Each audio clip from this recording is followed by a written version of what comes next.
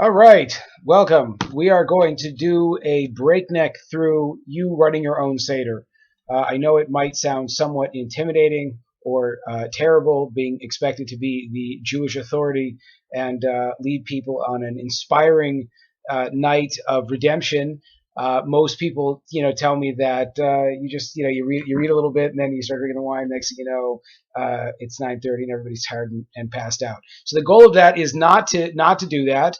But I'm going to officially offer a kind of a look into how to run your own Seder and take whatever you want from it.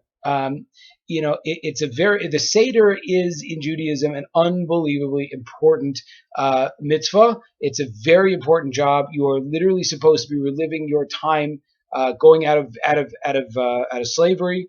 And that sounds, it sounds like slavery to have to sit there and read through the whole Haggadah, so to speak. Unless you know what's going on, at which point it's fantastic. So that's kind of what we're going to try to do over here. Really, the idea is the Jewish people were born Pesach night, the night of Passover, and we are going to watch as the Baal Haggadah, the person that wrote the Haggadah, is going to actively take us from our terrible situation and go through the path and the channels that led us to get to freedom and where we're holding today.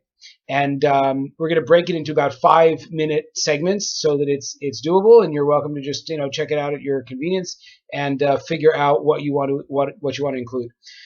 So the way that the Seder really begins is with the people starting. You read through the 15 stages of the Seder.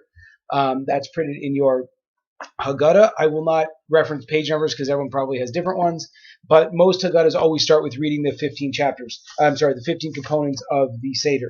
Interestingly enough, there were 15 steps leading up to the temple, the Jewish temple in Israel. And the idea was when you got to the temple was a complex that was beyond space and time. It was a heavenly complex, so to speak, in a physical realm. And it took 15 steps to ascend to the highest levels. And the parallel is obvious that the idea is that the Seder, if done appropriately, is supposed to lead us up to those very high levels. The first thing we jump right away into is Kiddush. We make Kiddush over the first cup of wine. The first cup of wine is going to be drunk leaning, and you're supposed to drink the entire thing or most of the cup. You try to bang out at least 3.3 ounces, which really isn't that much, but you don't want to have like a huge glass because you're really supposed to drink most of the cup, and you're supposed to drink it in 1 or 2 gulps. So find yourself a special cup for that. So the idea of Kiddush, that's what it's called. The first cup is the Kiddush. The Kiddush in Judaism really means separate. And the amazing component of going from slaves to free people was that slaves didn't really have their own identity. Slaves were just a reflection of their master. And the concept of Kiddush, and just right away kicking us off with this big concept, Kiddush means in Judaism holiness, or to separate, different, distinct. Shabbat is different from the rest of the week. So we jump into the Seder by acknowledging that there's going to be something that is different that happens. Then we are going to go, the next step after Kiddush is the Orchatz. Orchatz is you're supposed to you're supposed to wash your hands before you eat the karpas. Karpas are the vegetables.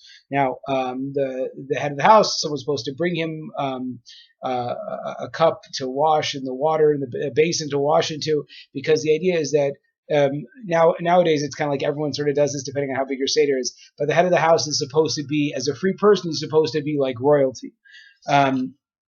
He doesn't make a blessing, but he washes. And you think to yourself, why am I washing my hands? Why am I dipping vegetables?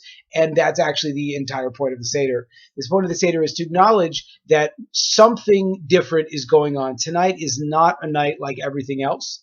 The experience of coming out of Egypt was not just another, ending of a war or a cessation of slavery. You sign the Emancipation Proclamation, now all the slaves are free. Obviously it takes a lot of time to build up, but the Jewish people coming out of slavery was an event that was completely unique. And so we're going to do things during the Seder, the night of the Seder, to physically replicate that it's different tonight. It's going to be crazy tonight. People have all kinds of questions about what's going on. And that's the whole point, that if you're not engaged, you're not actually doing things that are different, you're not going to realize that tonight is very different.